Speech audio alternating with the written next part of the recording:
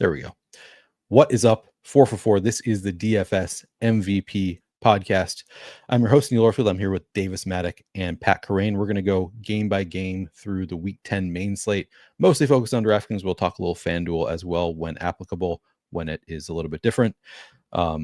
First, though, we always like to start by talking about what has happened so far this week. I'm always interested in hearing about people's thoughts on it from a best ball perspective, but also just like a general football perspective. How does this change the landscape of fantasy football? Pat, I don't really know how much you had of the Ravens and the Bengals. I think you were pretty into Mark Andrews, as I recall, but how did you feel about the outcome of that game last night? Yeah, I had a decent amount of Chase. I just looked at 10 Jamar Chase teams in Best Ball Mania, so slightly overweight there. And I had a bunch of Ravens, drafted a bunch of Mark Andrews, which at one point looked like a horrendous mistake. And now it kind of seems fine. Still not like what I thought it would be, but I drafted a fair amount of Lamar. I drafted a fair amount of Zay Flowers. I was pretty in on the Ravens. I thought now, did I extend that to draft Derrick Henry? I sure didn't. Didn't. Henry. That was a big mistake. But Derrick Henry not going absolutely nuts, just like scoring one touchdown or whatever. That's fine. I'll live with that. And by the way, should have just been Lamar's touchdown. He should have had 8 PPR points in the game. Not that I'm upset. Yeah. I think we're all not that I was cursing everyone. It's just like, great. Thanks, Derek. I think we were all kind of on the same page there of being overweight Lamar and underweight Derrick Henry. Yeah. So it was like Max Payne, just that awesome run, just like insane that run. And then to get stopped at the one was very, very painful.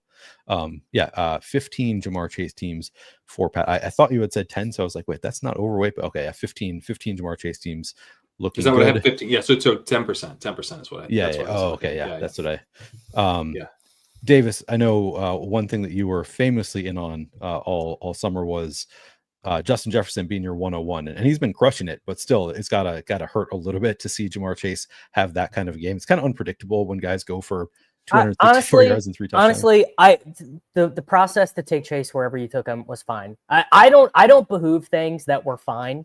Like in a game that is gambling and speculation based, you have to make stances or you're just the rake payer. So like I do that a lot. But taking Chase wherever you took him was fine. There was no reason to think Chase was a bad pick, really. It is what it is. The only thing that's tilting about it, obviously, is that Liam gets to victory lap again. That's really the only tilting part. But I do have a great stat. Shame. It's just a damn shame. A damn shame. I do have a stat here for the listeners of the 4 DFS MVP. Justin Jefferson and Jamar Chase still averaging the same amount of yards per game after Jamar Chase just had a 200 receiving yard game. Think about that. Jefferson has yet to respond. Jefferson gets to play the worst defense in the NFL, the Jaguars, this weekend. People are saying he might get 55 fantasy points. They are saying it.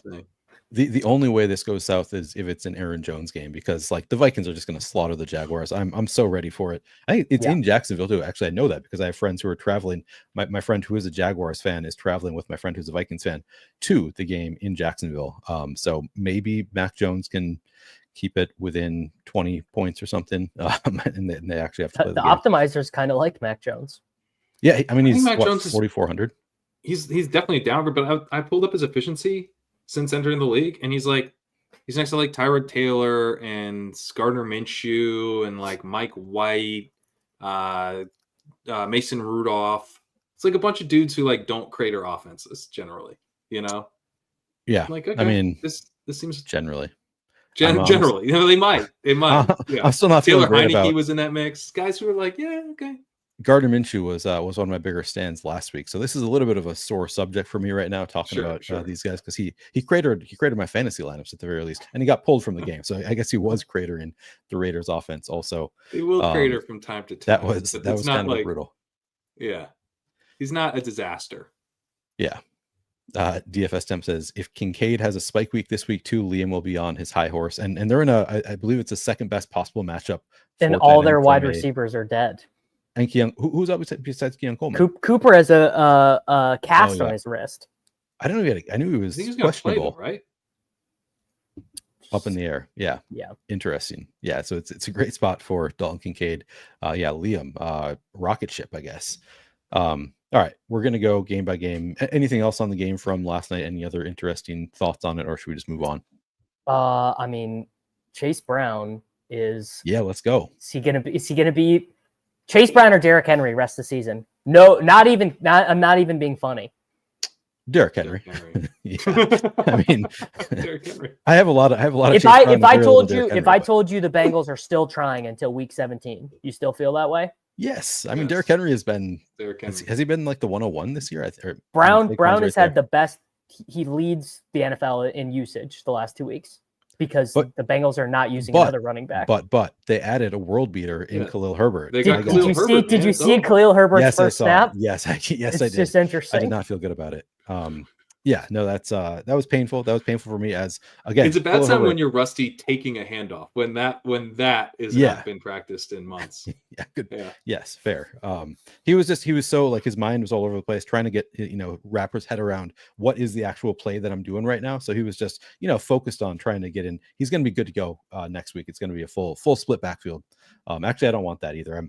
It's funny. I have Khalil Herbert is my most exposed player in best ball, but Chase Brown is like I have like 15%, which I'm like super flat. So he's actually one of my highest exposed also. So just a messy situation. So I hope the Bengals are competitive all year. I guess I would be for that, but I would still trade all of my Chase Brown shares for Derrick Henry if I could. See, now. I would not. Don't be a coward. Don't give up before the miracle happens. You don't want to be you don't want to be the diamond gem mining guy. You don't want to be the guy who turns around. You said it. This is such a different like.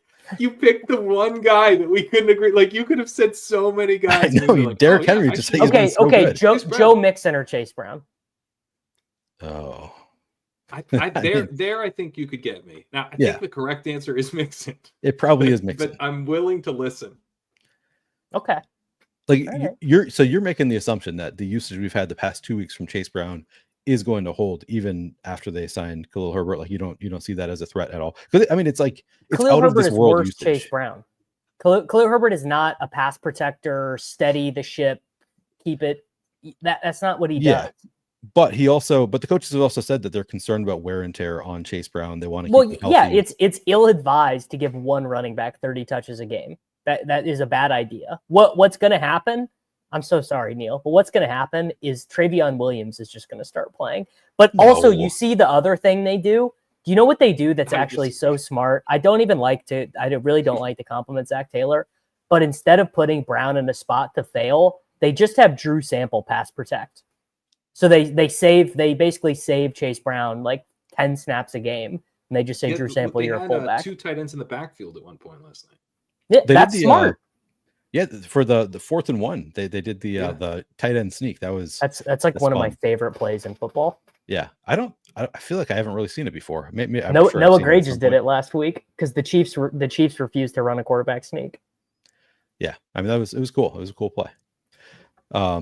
No, I think you're insane if you think Travion Williams is going to start playing ahead of Khalil Herbert. Now, obviously, I am, bag defending a little bit, but like they've had him. They've had Travion Williams. They don't want to play Travion Williams. They just traded for Khalil Herbert. I don't know. I think that's what did they trade for him, Neil? Swan meme. What did they trade for him, Neil? Yeah, it's I don't get it. He was really efficient last year. What the hell happened to Khalil Herbert that nobody wanted him? And I don't know. I don't know what happened either. On a great contract. Really good. This is day 3 running backs, guys. We've seen. Remember Philip Lindsay? 1,000 yards 2 years later. He's the 4th string running back on the Colts. Just day 3 running backs. Just happens. Except unless you play for the Carolina Panthers, I guess. Then you get rewarded. Yeah. Daniel, hello from London. He says, I'd say Jameson Williams is who I'd roster of those two. All right, let's move on. Let's get into the game. And do you mean Jameson or Javonte? Oh, good question. I didn't even think about that. Yeah, but probably Williams either way, I would get. Although Chiefs defense is really tough, so that would be a tougher question. I am posting my article into chat on StreamYard right now. So if you want to follow along, we're going to go through the games in the order that I have them in my article on 4for4. So if you want to follow along, you can find that article there. The first game we have here is the San Francisco 49ers at the Tampa Bay Buccaneers. The 49ers have an implied team total of 28. That is the second best of all teams on the week. The Bucks have an implied team total of 22.5. That is tied for the 17th best on the week. This one it's already kind of a mess in terms of what I wrote up, because as of last night when I was writing this, it was looking like Sterling Shepard was going to miss the game. Jalen McMillan was going to miss the game. Now they both practiced today, which was kind of unexpected, I thought. So going to mess things up a little bit from the Bucks side of things. But we can at least, actually the 49ers, there's also the open question of how much will Christian McCaffrey play? It sounds like he's going to play, but is he going to be a full-time player? Kind of a messy game just to start things off. Davis, do you want to start here with your thoughts on Bucks and 49ers? Anybody you like from this game? Well, you better decide who you like in this game, because there's only two good cheap wide receivers on the entire slate, and they're Sterling Shepard and Jalen McMillan. Shepard is in the Chris Godwin role, but McMillan didn't play last week. He played in the game against the Falcons. He was the one who got all the good usage. He was he led them in a percentage of routes that began in motion, and he had 5 routes out of the backfield. And he also is maybe good. We know what Sterling Shepard is at this point. I think you just play these guys a ton though. And then Debo, we're doing it in the first game. That's my flag plant this week. Debo in this spot against the Buccaneers. Cause McCaffrey's going to pull some ownership. Kittle's going to pull some ownership. Purdy is the top optimal rate quarterback. Just is and Debo is now fully recovered from literally trying to play football with fluid in his lungs. You want to talk about a guy who's got some dog in him. Compare Debo to T. Higgins, brother. T could probably learn something from Debo. And then McCaffrey, I'll say this. If you think Kyle Shanahan can help himself for 1 second when he gets McCaffrey, I saw a beat writer say, oh yeah, it's probably going to be 55% McCaffrey, 40% toward Mason, 5% Guerendo. I'll eat. No, I'm not going to say something crazy, but Guerendo's not seeing the field. Guerendo, 0 snaps, special teams only. Jordan Mason will get 4 rushes for 8 yards and then injure his shoulder again. McCaffrey is coming back, full workload. That is the most likely scenario to me. I like it. I like the bold takes, the gumption in belief in what you're saying. Pat, how do you think? How do you feel about this game? Do you feel as good about Debo as Davis? Are you going to be playing some Sterling Shepard, Jalen McMillan, and anybody else? I'm just gonna piggyback on what Davis said and go ahead and flag plant Christian McCaffrey. That's smart. That's fine. Yeah, Debo, we got to play McCaffrey. I completely agree. Shanahan and Sean McVay have the same issue. When they see something they like happening on the field, they don't. Both these guys are in shape, right? They're pretty. They don't seem like the type of guys who would be able to stop themselves from enjoying a dessert. They're going back for that extra bite. They don't take the guys off the field once they're cooking.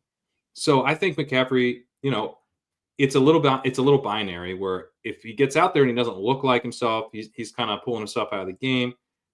Sure, then he's not going to pay off the $8,000 salary on DraftKings. But if he's good to go, I think he has a really strong workload. And then the out you have with McCaffrey is that even if he has 65% snap share or something, which is good for a normal running back, but not McCaffrey-esque, you could still easily get there because the receiving stuff, So I think McCaffrey's a really strong play at 8,000. Writing him up in the walkthrough, is a little tough for me to know for sure what the workload would look like. But when you talk about the upside, and especially if people are going to be going to Purdy and Samuel and Kittle and some of these other pieces that I understand why they're going there. The Buccaneers pass defense is very weak. I think Purdy will have a really good game, but I could see it really flowing through McCaffrey this week. Yeah, I like that call too. The coach speak, I'm in the coach speak index Discord, and this is, I don't totally understand the phrasing here, but Kyle Shanahan on whether McCaffrey will have his old workload if he looks like his old self. He said it definitely could, but it also definitely might not. So there you have it. He's leaving it open. So I think you're probably right then. If we know him better than he knows himself. Yeah, he's going to play McCaffrey. Yeah, he doesn't want to admit it. Yeah. Just like Puka, like you said, it's the same thing as Puka the other week, where it's like, oh, he's going to be Kyron, limited. It's been a whole offseason. They drafted a guy. Oh, Corum is Kyron, so we don't have to play Kyron all the time. And then they get Kyron out there. That's Crane. That's the exact comp that I made. It's like every week Sean McVay says, "Oh yeah, it's going to be 2 drives for Kyron, 1 drive for Corum," and then the game starts and he goes, "Blake who?" I don't recall that guy at all. And it's Jordan Mason is going to come up to Kyle Shanahan on the sideline, and Shanahan's going to be like, "Are you a linebacker?" He's going to have face blindness for Jordan Mason. Like Yeah, he's not even. He is going to have face. Yes, literally correct. Why is this dude What talking? are you talking about? And he did this with Mason, by the way. Like Mason they're like found Mason could play, and they're like, all right, you play all the snaps now. Like I don't even want to think about having to rotate in Isaac Rendo or whatever until he got banged up. So yeah, I mean, obviously we don't know what the health is and if he's actually going to be able to do that, but like I do think one of the edges right now is playing these guys fresh off, coming back from injury, where everyone's like not sure what the work. How about Puka Nacua in that showdown slate? Yeah, he's 7% owned. He comes back, and you had to have had him to win the slate. There's a great example. Yeah, perfect example. Yep. So do you think he gets steamed? Because this McCaffrey, it's too expensive. Expensive. Yeah, and with the question mark about playing time, I don't think he's going to get that steamed. I don't know, maybe because it's a great matchup and he's Christian McCaffrey, but I still think like there's probably a cap at like 15% probably in large field stuff, at least I would guess. I think Purdy looks really good. I think throw that out there, like one of the better point per dollar quarterbacks. I'll say just like overview of this slate. I think it's a messy slate. Like just like looking at it, I was like, man, there's not a lot that I love on this slate. It's more of a like piece together things that I'm like, yeah, I think that looks okay. Or do you guys feel the same way in general, or do you feel better about the slate overall? Do you have like really like player stands that you really love this week? I think a great way to think about this slate is that when you are forced with uncomfortable decisions, so are your opponents. Mm-hmm. They have to make the same uncomfortable decisions that you do. Like they're sitting there looking at Taysom Hill and every lineup that they just ran in their top 150, and they're like, "Man, do we really want to do that?" So yeah, I kind of like it, but I'm comfortable rostering Hunter Henry if I have to. The lower scoring slates are generally the ones that people like. The conventional wisdom is that the sharper players tend to do better on the lower scoring slates, and from experience, I've tended to do better on the lower scoring slates, including this year. I had that 4th finish in a tournament. I scored like 159 points that week. Yeah. I've scored more than that like many times this season, and don't have too much to show for it. So to me, you put together a good lineup, and your opponents have trouble doing that. That's awesome. When you have to hit the nuts, that's so much harder. So much harder. Type of slate generally is one I like. Yeah, it's just for me, it's like even on the like lower projected, lower scoring slates, I can usually find like little things that I love within the slate. And this one, there's nothing that I totally love. There are things that I'm like, this is kind of interesting. This is kind of like, I'm making plans for things that I want to try. It's just like usually there are things that I can find that I'm like, I just like, I think that the field is missing this. I think it's way off, and this one it's a little bit tougher for me to find. Even within the context of a lower scoring slate, just things that I find really, really fascinating the field is getting away from. But we'll go through it. We'll talk through some of these things. Maybe you guys can convince me on some of these. Usually by the time we end this show, I'll have found you guys have brought up a couple plays that I end up loving. So hopefully we'll get there. I'll just so we talk more about Debo and McCaffrey. You kind of touched on like George Kittle looks pretty good, 5,800 on DraftKings, 8,000 on FanDuel, a little bit more expensive, but still fine. Looks like a pretty good spot for Kittle. 3rd best matchup for tight ends in terms of schedule adjusted fantasy points allowed. Purdy, one of the top point per dollar plays on the slate. On the other side, so we brought up Sterling Shepard and Jalen McMillan. I had wrote up Raheem Jarrett, assuming that they were both out, so I'll have to update that. But Cade Otton, I think, still looks like one of the better tight end options, just given his recent usage. Do you guys think you're going to get too much Cade Otton? 30 targets over the past 3 games, just kind of insane usage right now. No, I probably won't. And if Cade Otton beats me, he'll beat me, which is fine. It's fine. It's fine to get beaten by Cade Otton sometimes. He's very good, and that's fine. But I will probably err on the side of Shepard and McMillan. Okay. I don't usually start building until Saturday, and so I don't know if I'll end up with Cade Otton. I think he's fine. 5,500. Some ownership won't be massive chalk. It doesn't seem like so. Because the prices come up, so you're not. It's not like this, this huge value. But his outlook is very strong. Kittle's only $300 more expensive. I like him more, and so I would prefer to play Kittle. I think, but Otton, I think, totally fine play. So someone I'm open to for sure. Okay. I would also note on the 49ers side, just real quick, what do you guys think about Purdy and McCaffrey together? Love it. Yeah, no issue with that. Kind of fun. What would you include a third option from the Niners, or just do like Purdy with McCaffrey? I think he's one of the rare running backs that you could just do it just a one. Yeah, one. I might just do those two because Kittle's 5,800, and so fitting him. Maybe Pearsall at 4,400 just for salary savings, but I don't know that I would. I might just do Purdy and McCaffrey. Yeah, I think that seems fine. He's just so involved in the passing game. All right, second game of this slate: Atlanta Falcons at New Orleans Saints. Falcons have an implied team total of 25. That's tied for the sixth best on the week. Saints implied team total 21.5. That's tied for the 21st best of the week. No Chris Olave for the Saints. Some fantasy goodness here. One of the, I guess, not super high total, but one of the higher total games on the slate. Pat, are you getting much from the Falcons and or Saints? So we know that when we have kind of medium chalk, it tends to sort of condense like this. Because right now when I'm looking at it, it looks like Kamara is going to be chalkier than Bijan. But does that split end up becoming more pronounced by the time we get to Sunday?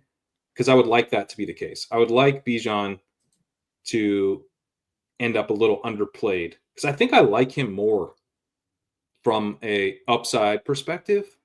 Kamara's so locked in. He's so safe. He's going to get there.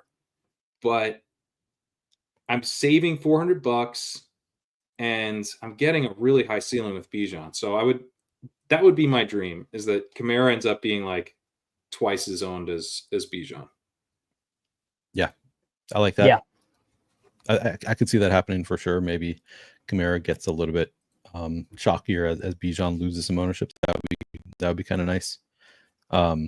Anything else for you, Pat, from the Falcons or Saints?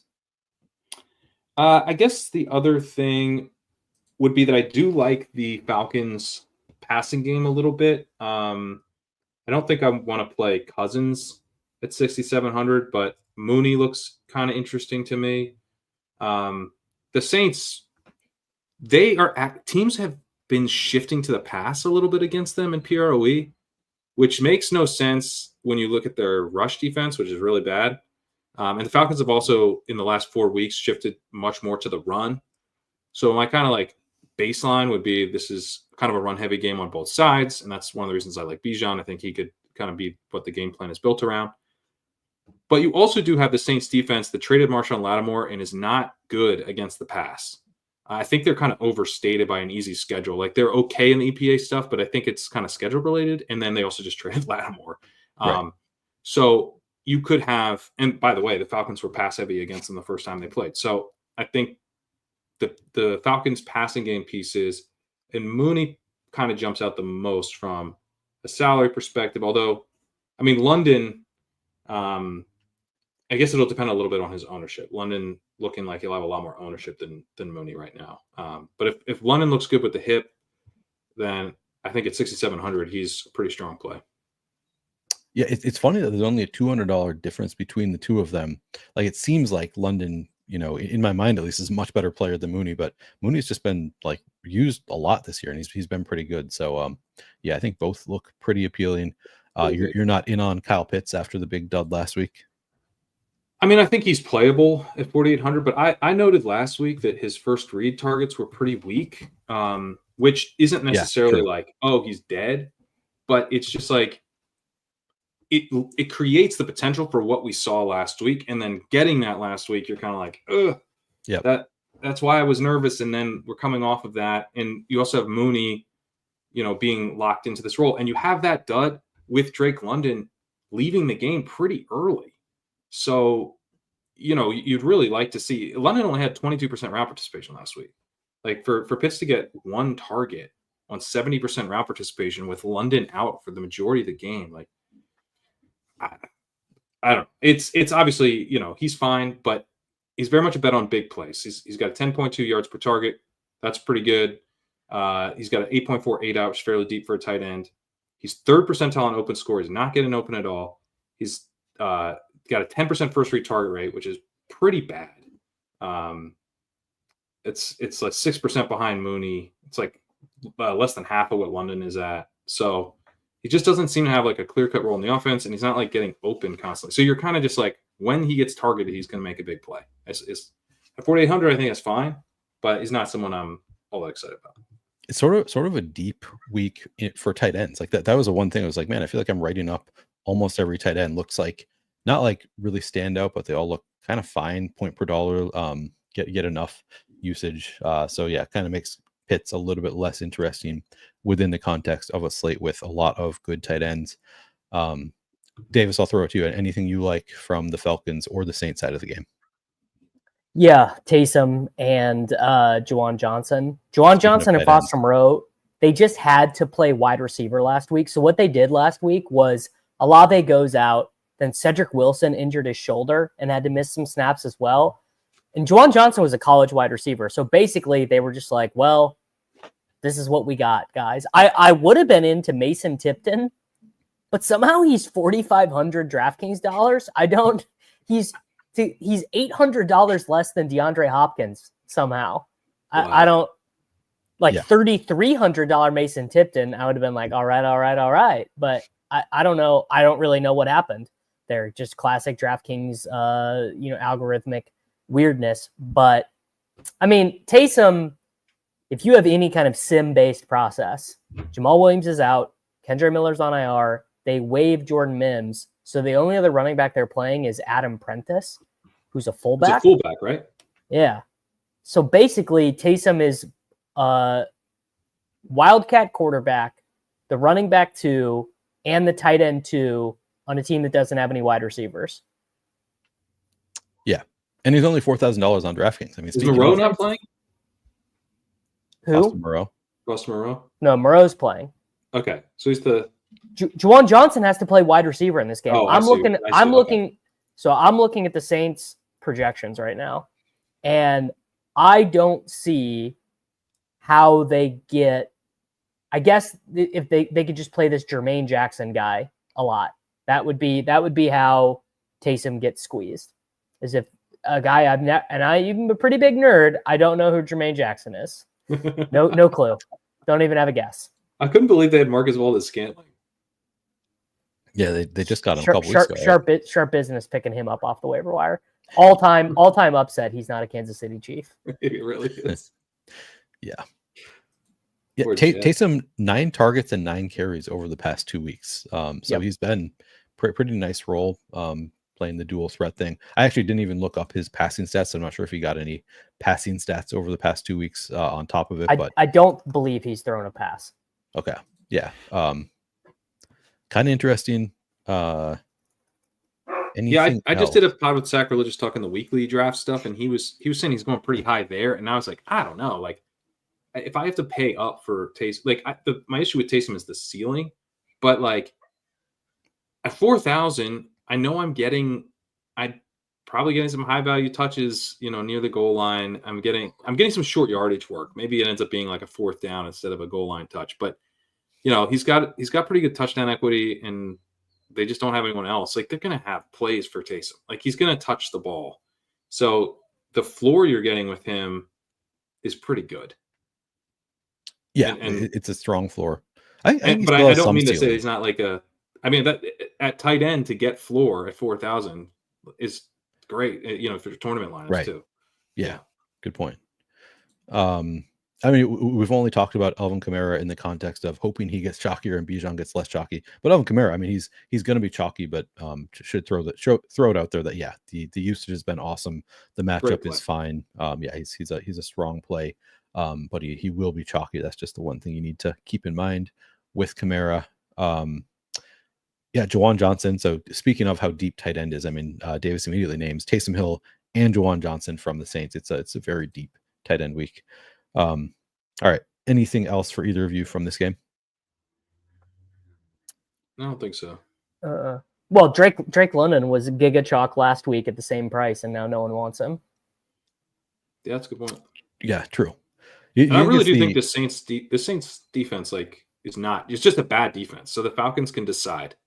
Do they want to they just want to beat them through the air? Like they will. Yeah. You know? Yeah. Next game up, we've got the Denver Broncos at the Kansas City Chiefs. The Broncos have an implied team total of 16.5. That is the 26th best of the week. The Chiefs have an implied team total of 25. That is tied for the 6th best of the week. Davis, what are we doing with your Chiefs? And you playing any Broncos? No Broncos for me. You just don't. I mean, Baker Mayfield. Oh, it's scrappy. They got to overtime. How many fantasy points do you think Baker got in that game? Wait, which game? Against the Monday Chiefs? night. Yeah. Scrappy. They drove down there at the end. They must have had a good offensive game. I don't really remember. 14? 19 or 18, I think. Yeah, that's too. It's like none of the wide receivers got to double-digit points. It was just. You'll use the context of he was being asked a question that was going to be low. So one of my favorite bits to do, and I wasn't even doing it intentionally there, is whenever somebody does a setup like that, I always try to undersell them when they're like, how many do you think it is? I try to go 3. Really under guess, whatever. Yeah, I just love doing that to really piss people off, so they can be like, "Oh, you ruined my punchline." I wasn't even doing it intentionally there, but I did it anyway. So no Broncos bringbacks, but there's this fascinating element this week where Hopkins is 5,300. To my eye, ownership projections look way low on him. If you're telling me he's only 22%, I'm like, well, I'm just gonna take Chase Brown last week. I see a buck on the street. I don't discern and say, oh, it's only a buck. No, I'm just going to pick it up and put it in my pocket. And then Kelsey is 6,000. And then Kareem Hunt is 6,600. And it's well, these guys are just all smashes. I mean, we're not playing Mahomes, God forbid. But the question is, do you play two of them in the same lineup, given that they are all, Hunt is not, but Hopkins and Kelsey are right at the top of their positions in terms of points per dollar and stuff. My gut is yes, because it doesn't matter. The interesting thing with Kelsey is normally in this spot, you'd be like, oh, they're huge favorites. He's not going to get any targets. And then you look at the Chiefs and you're like, they don't blow anybody out. They're not even interested in blowing anyone out. They're going to be somehow it's going to be 23-16 in the fourth quarter, and the Broncos are going to get the ball back with a chance to tie the game. It just is the way that it is. So my blowout concerns are so low on these guys. I think Hunt, Hopkins, and Kelsey are all super smashes, basically, even at high ownership. Yeah. Are you playing any Mahomes? I know he's just been so bad from a fantasy standpoint. Last week finally his first good fantasy game, but if he was 5,800, I would definitely start considering it. Fair. I think he's fine. I mean, if you're gonna do Kelsey and Hopkins, I think Mahomes becomes quite a good play in those lineups. So I think he's in the mix as a stackable option if you're interested in this pass catchers. Kelsey looks okay to me, but as far as his price and projection and everything, but writing this game up, I came away a little bit nervous about Travis Kelsey. The Broncos obviously are a very good defense this season. They blitz a lot. You don't blitz Mahomes. They're second in blitz rate, and Mahomes is 30th, or the Chiefs are 30th in blitz rate against. But I went back and looked at last season, and the Broncos blitz just 21% of the time, down from 41% this year. And they had a really high, their fourth highest blitz rate last year. So they modulated what they were doing because they were playing Mahomes. They dropped down to 21% blitz rate, right in line with Mahomes' 20% blitz rate this season. So I think they'll change up what they're doing and adjust for the fact that you don't really blitz Mahomes. But they were awesome against the Chiefs last year. They had minus 0.24 EPA per dropback against the Chiefs, which is basically exactly what they have this season. And they rank third in EPA allowed per dropback. They're an elite pass defense. So I don't now it's only a couple games, but Mahomes has not been playing that great, right? We already have kind of concerns about the Chiefs passing offense this season relative to what we've become used to. So I don't know, Kelsey, he's got 28 targets over the last 2 weeks. But he has 1.58 yards per out run this season. He's 10th percentile in ESPN's receiver rating, driven by the worst YAC score among all tight ends. So he's really been propped up by these targets. And if the offense struggles a little bit this week, Kelsey's he's a little PPR scammy right now. So he's the guy I'm most nervous about. Hopkins. Is he PPR scammy though? He's got multiple. He's got 3 plays this season where he was tackled inside the 1 yard line. Do we think he's a PPR scam if he just lurches his big body 6 more inches forward? Then he's a little more Mark Andrews-y, I suppose. But he's still Mark Andrews as a PPR scam. Mark Andrews as a PPR scam would be the number 1 tight end in fantasy. That guy would destroy Bowers.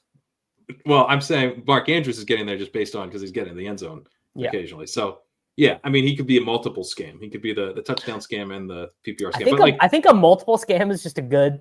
He's just a good player. He just does everything well. Gets all if you can scam 2 or 3 ways, I think you're just not a scam. 2 scams is just a good player. 2 scams. Right. Yeah, but he's only 1 scam right now. The yards per hour is not, and 1.58 isn't terrible or anything, but I guess I'm just skeptical that Kelsey's fully back. It's more like the Chiefs, they got the Bucks, they're just peppering him with targets. But what if they're struggling more this week? I'm more interested in Hopkins because I think he's injecting this new force into the offense and kind of helping make it better. And if that's true, then you immediately the whole offense is benefiting. Where Kelsey feels to me like he's almost benefiting from the absence of Rice and them throwing a lot. So I think I like Hopkins more than Kelsey here.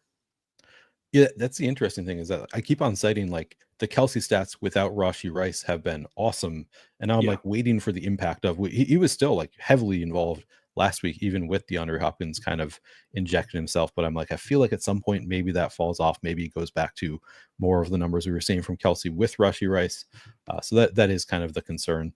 Both obviously playable on this slate where, DeAndre Hopkins, especially at 5,300, I think we're all on the same page. We like DeAndre Hopkins, just one of the better values on the slate. I think, Kelsey, strong enough play. Kareem Hunt, awesome usage, obviously. I think we're all on the same page. No Broncos, it sounds like. Anything else from this game? No, I agree. I think Hunt's a totally, pretty solid play. Just no explosiveness from him on any level. But he's just, pretty consistent, good success rate, and the Chiefs are running the ball. Yeah, a ton. Amount, so, yeah. Is Siebert playing? Who's Siebert? I don't even know who that is. He is the Washington Commanders kicker. Oh, okay. All right. So we don't need to worry about that just yet. I don't know the answer to that, Tyler. Okay. Next up, we have the Buffalo Bills at the Indianapolis Colts. Show, so we haven't dove into the kickers. Yeah, sorry. Who are you talking about here? Okay. Bills implied team total 25.5. That's the 5th best of the week. Colts implied team total 22. That's tied for the 19th best of the week. Pat, are you playing anybody from the Bills or the Colts? Yeah, I've been, eventually I just kind of took the layup and went with Justin Jefferson as the cover boy because it was very fun write-up and all that. But I was strongly leaning towards Josh Downs before I knew that Michael Pittman was going to be out. When Pittman was in, I was thinking about Josh Downs as cover boy. He, I think, is a really strong play. I guess what I would say is with Pittman out, I am probably of the mind that I'm going to be kind of tilting projection more toward Josh Downs than to A.D. Mitchell coming in and scooping up some of that slack. Just because Downs has been so dominant in terms of yards, targets per route run, and all that type of stuff as well. Like he's been really, really strong this season. He got 30% targets per route run. It's backed up by a 25% first read target rate. Like the offense is designed to go through him. He's 90th percentile in open score. He's got 2.32 yards per route run.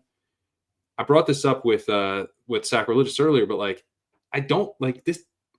Doesn't this feel like a little Amon-Ra-y? You know, he's out of the slot. He's getting open. He's drawing a ton of targets. He's drawing a ton of first read targets. Like the whole passing game is kind of going through him if Pittman's out, I think.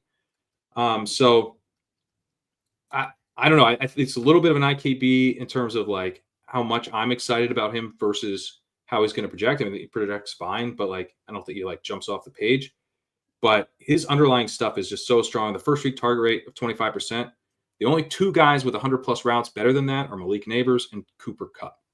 So, I mean, this is a dude. Now, you need Flacco to bounce back, but he gets a much softer matchup here against the Bills than he had last week. And Flacco was really good in his first 3 games.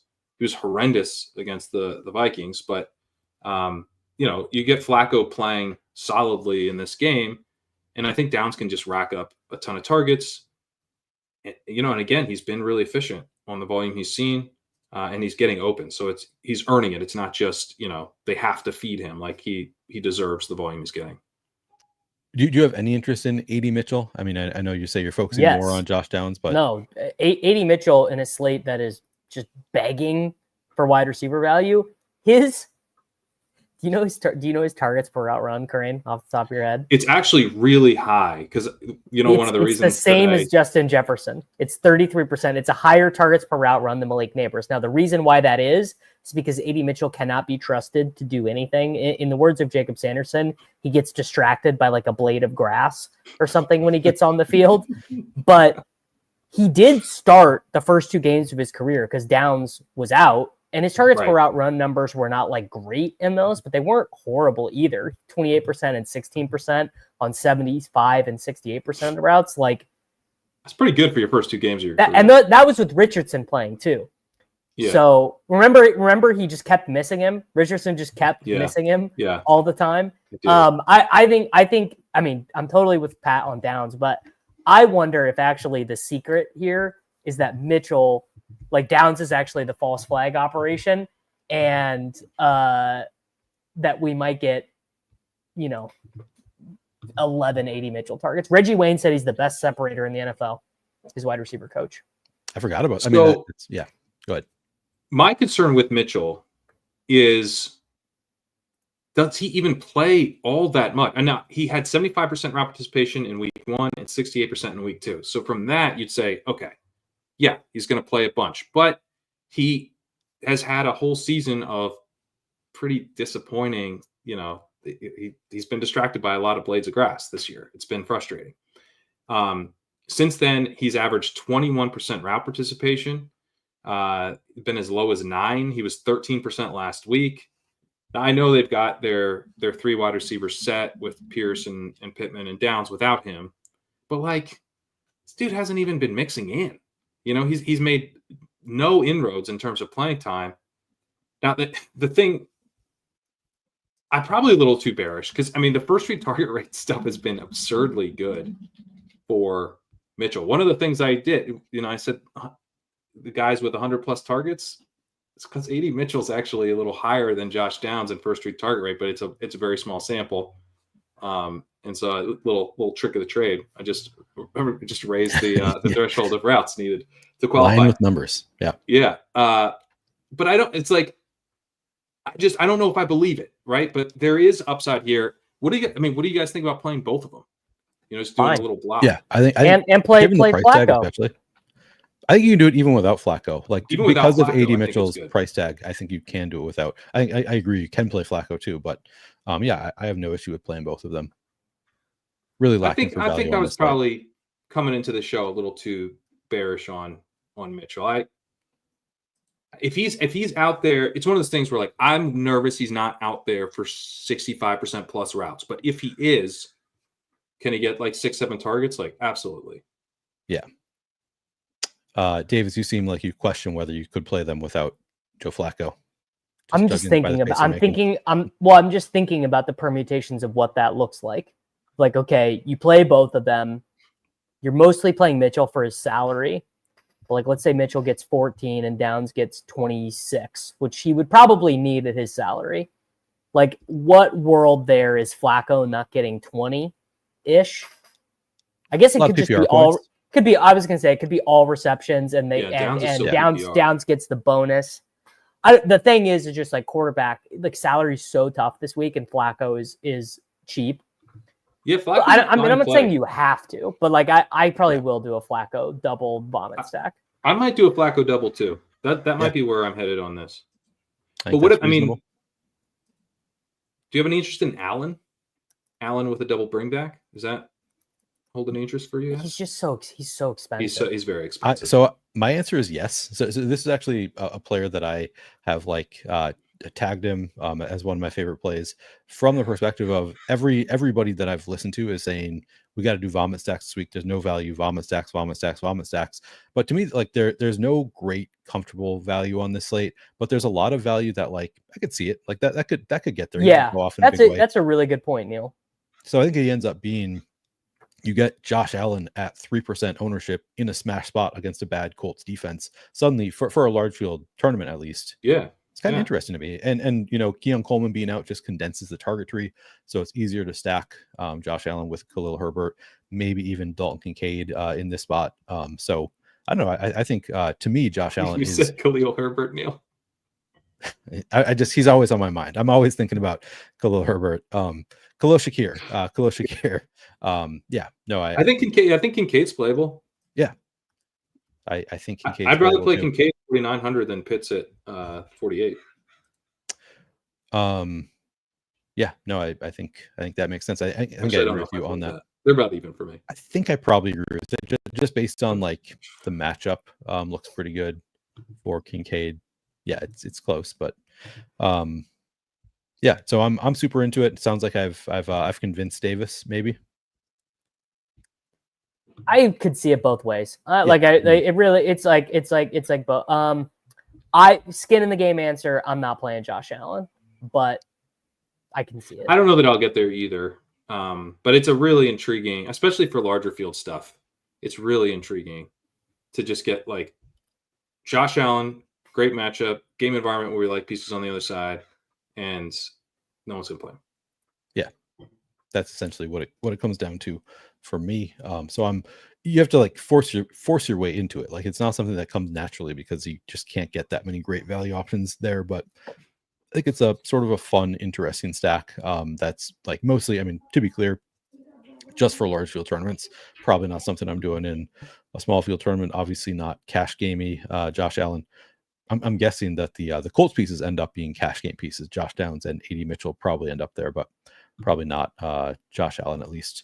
What do you guys thoughts on the running backs here? Yeah, that's exactly what I was just thinking. Davis, what do you think? Nah, not for me. No Cook, and really not Jonathan Taylor. Like Taylor's like getting taken off the field for passing downs. He's averaging 3.6 yards per carry when Flacco's on the field, which totally makes sense. It just I'm sure Jonathan Taylor can always house you, like of course, but too far off optimal for me. Interesting. So to me, it's like, well, this is a run funnel defense, right? The Bills have been bad against the run all year. They're just really bad in the middle of the field. They're bottom third of the league in explosive play rate over the middle of the field because their boundary corners are so good. But to me, what that says is it just says, well, it just means their linebackers stink. So or their nickel corners stink, which I think is true. Don't ask me to really prove that, but I think it's true. Which again, just is like, well, I'll just play AD Mitchell then. Yeah, they also don't show up as a run funnel in my stuff with looking at passer numbers. But they're like ish. They had a -4% PROE against, but no shift to the run, so it might just be kind of like who they've played to some extent. That could be, yeah. So what I look at most is just schedule adjusted fantasy points allowed, which is sort of can be a little bit fluky because it can be based on like it's obviously a small sample size. Maybe there are better metrics to look at in terms of like yards before contact, that kind of stuff. But just in terms of schedule adjusted, they've allowed the third most schedule adjusted fantasy points per game to running backs, whereas they've been pretty strong against like quarterbacks. They're 9th at stopping it, 10th to wide receiver. So it's like kind of a bad matchup for the passing game so far this year, like a below average matchup, and then 3rd best for running backs. But again, that's just schedule adjusted. What's happened so far, so that's something that I look at. But so you're not seeing it as a run funnel. That's interesting. Not really. Okay. Not really. I mean, for one thing, they're pretty good offense. So, like, if you look at the pass rates they've had against, Dolphins had only a 51% pass rate against them last week, which is a little disappointing. But that's the only pass rate below 60% since back when the Ravens beat up on them. Everybody else has been between 62 and 73% in the 4 games after that before the Dolphins. So, yeah, I tend to think that like they tend to actually create passing volume on the other side, even if teams might have a slight tilt to the run in pass rate over expected. I wonder if the schedule adjusted, like it might be the teams try to run on them so much early on because they want to keep them off the field. Something like that could account for why it would be like schedule adjusted fantasy points allowed. What about any James Cook for you, Pat? I'm definitely open to James Cook. I guess I'm like at 7,000. I struggle a little bit with his ceiling. Like there's you deal with Ray Davis. Like if the game script gets too tilted to the Bills, am I dealing with Ray Davis? Ray Davis has also been involved in the passing game a little bit. So I don't know. Cook is like a nice solid play. I think he'll have a good game, but I don't know that at 7,000 I'll end up on him. I think that's reasonable. Anything else from this game for either of you? No, not for me. Okay. No. Pittsburgh Steelers at Washington Commanders. The Steelers have an implied team total of 21.5. That's tied for the 21st best on the week. Commanders implied team total of 24. That is the 11th best of the week. Davis, I think we're going back to you for this one. Any interest in anybody on the Steelers or Commanders? I literally cannot believe this. Naji Harris has 3 straight 100-plus rushing yards games. He's getting targeted in the passing game. Now, he is like literally dead 50-50 splitting work with Jalen Warren. Jalen Warren is now like the sacrificial X wide receiver of running backs. He's only out there to give Naji a breather. He's only out there to give other players space. He's pass blocking, He's a hell of a pass blocker, though. He's a hell of a pay, dude. If Underdog gave us points, his rushing numbers suck this year, but dude, is he pass blocking? He's pass blocking. He's back blocking his ass off. Daniels, McLaurin. It's like, here's the deal. The Steelers just ugly up every game they're in to the point that I'm like, I don't want to pay $7,500 for Daniels. Is it fine?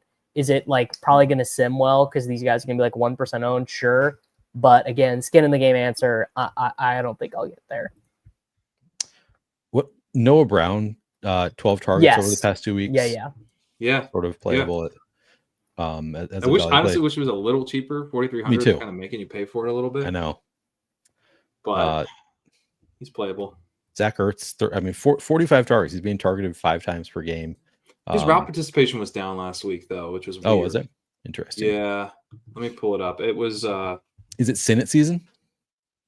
I don't know what was going on. He was down to 60% against the Giants, which I kind of was like, it's probably the fact they only ran it, or they only passed it 46% of the time.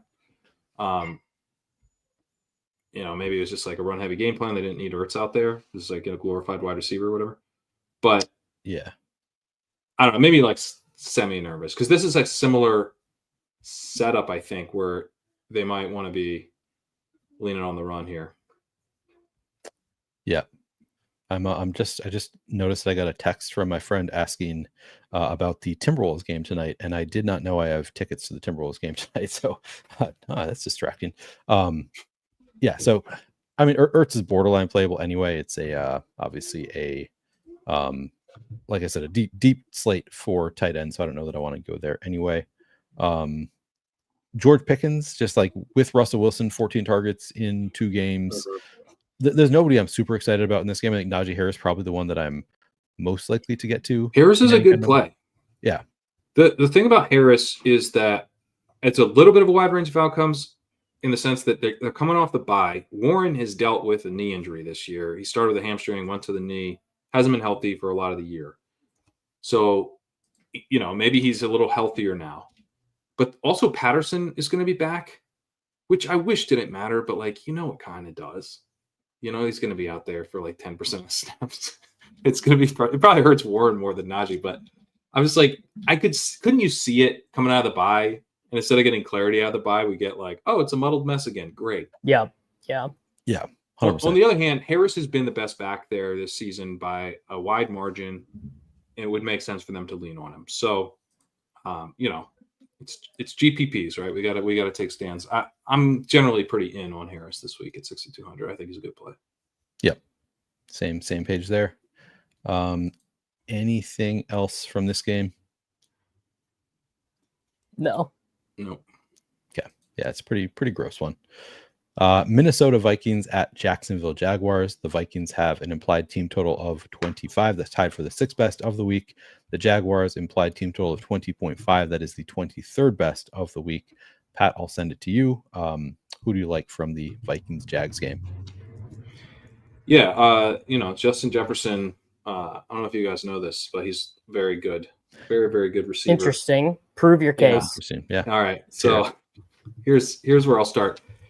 I noted last week that A.J. Brown had a chance to be in a lot of single coverage against this horrific secondary because of Saquon Barkley. The Jaguars are basically going to have to decide if they're going to double A.J. Brown and Smith, or they were going to let Saquon Barkley, hurdle them and create one of the most viral moments in NFL history. We know what they chose. A.J. Brown was doubled, I believe 48% of the time. Devontae Smith has actually doubled 41% of the time, which was made easier by Brown's knee injury. So they said, you're not beating us deep. We're doubling your dudes. Beat us with Saquon, which the Eagles happily did. This week, they're going to double Jefferson a bunch. But Jefferson's been doubled 31% of the time this season. That's 94th percentile. He has 3.09 yards per route run this year. He has 3.89 yards per route run against double coverage. He's been better. So it's you can't stop him. Only Deebo Samuel and Jaden Reed have been better when double covered this year.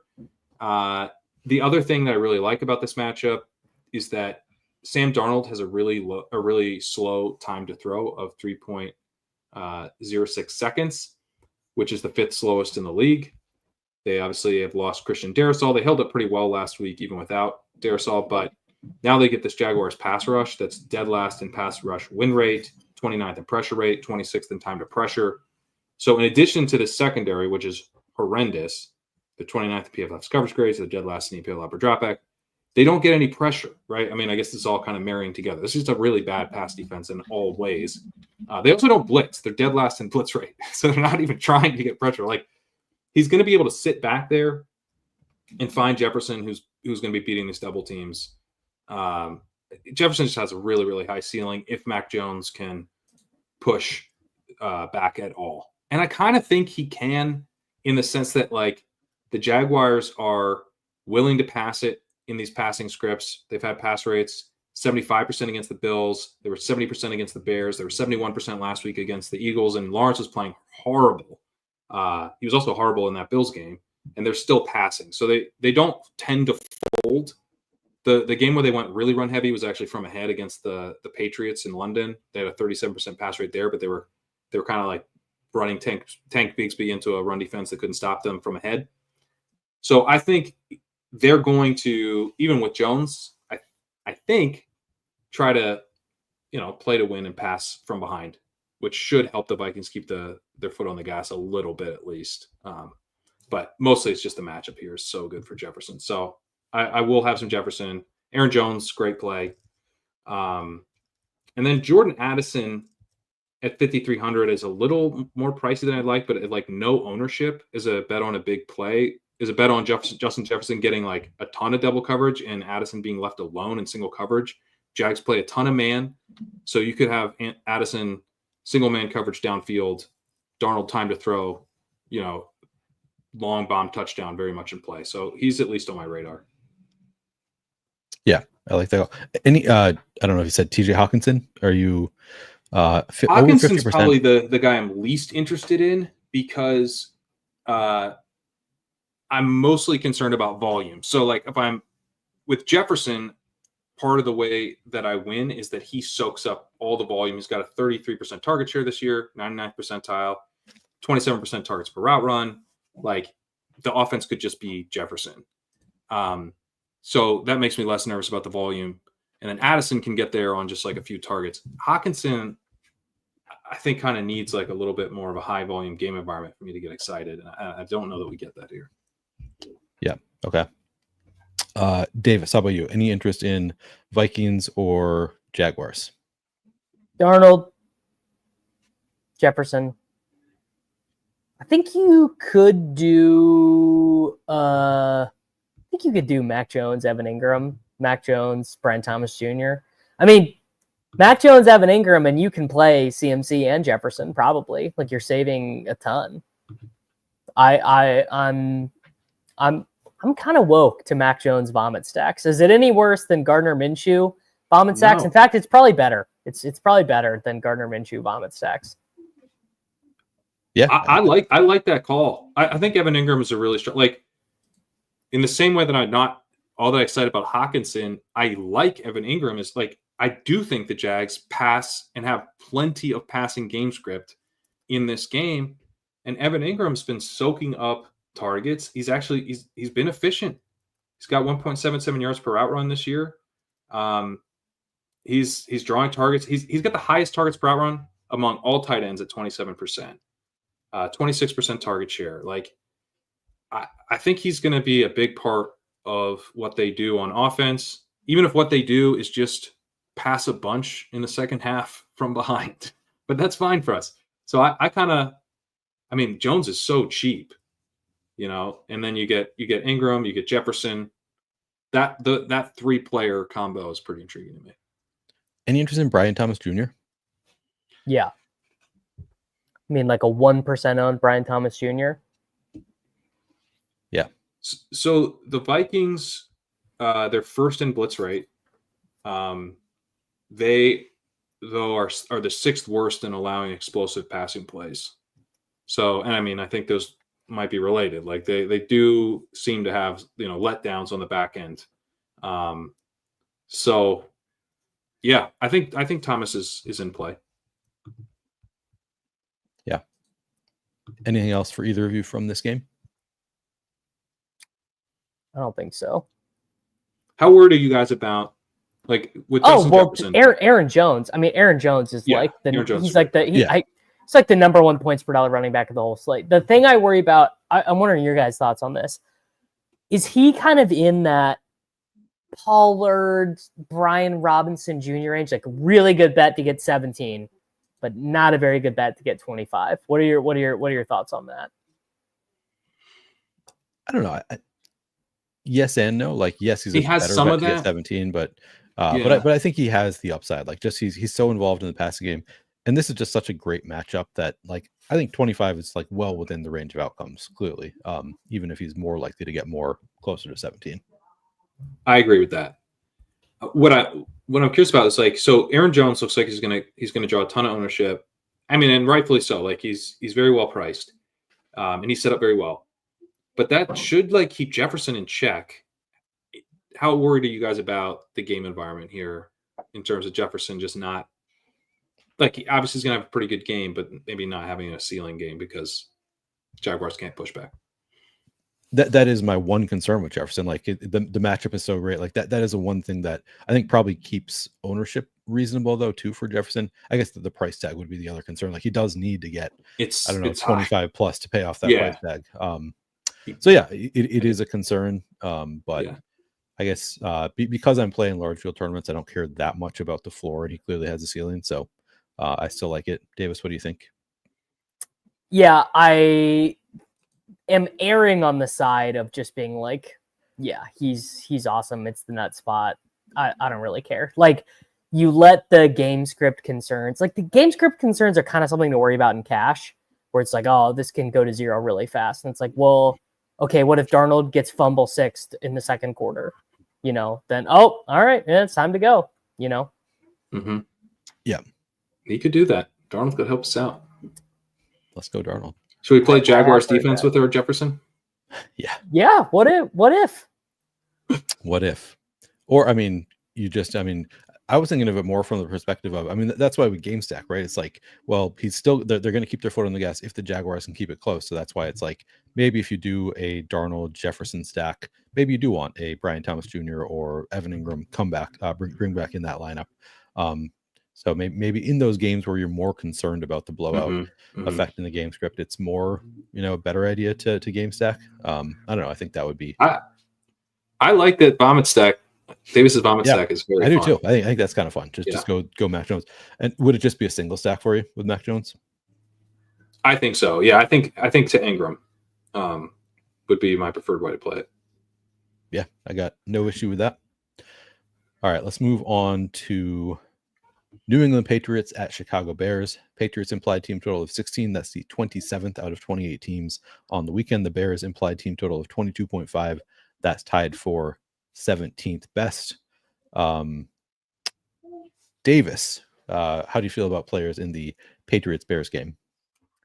Feels like a real DeAndre Swift, Ramondre Stevenson ass game. It's like these two rookie quarterbacks that now the coaching staffs are kind of trying to protect and hide, run the ball.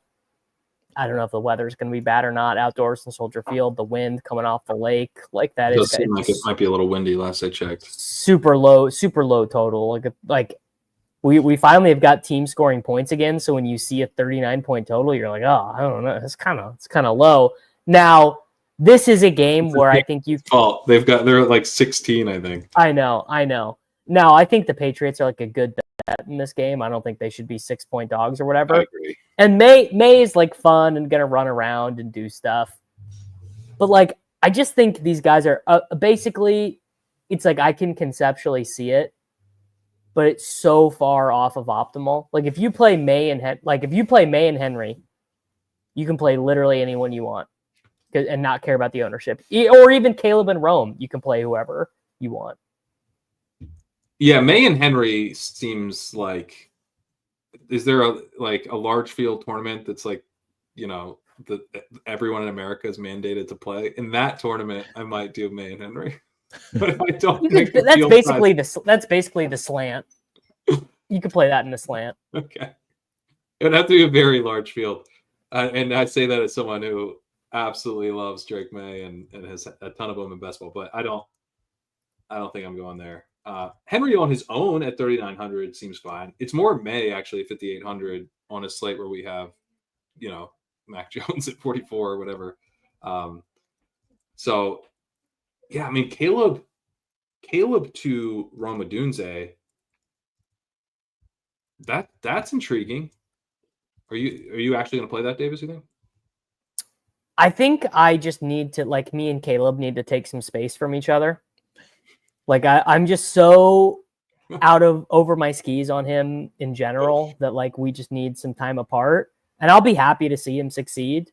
But I don't think, if anything, I kind of like the Patriots defense. They're 2,600, and Caleb, God bless him, he's not quite learned about the check down yet because he never had to do it at USC. He just kind of sits in the pocket and sits in the pocket and sits in the pocket and lets himself get sacked, which is, I guess, good for our game.